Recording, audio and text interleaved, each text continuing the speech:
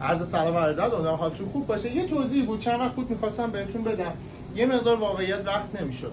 ببینید بحث دلالی و فروش حیوانات یعنی که شما از یه جایی بخری یه قیمتی رو بفروشی با بحث تکثیر فرق داره. جوند بازار توی تمام این سالها بحث پرورش رو داشته.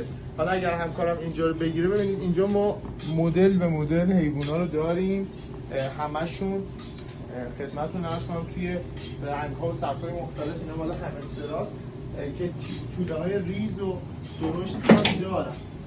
اگر که اینجا تشریف بیاریم ببینید قشنگ رنگ و رنگ همه نینی دارن و به خوبی هم نگهداری میشن توی قفس‌های استاندارد.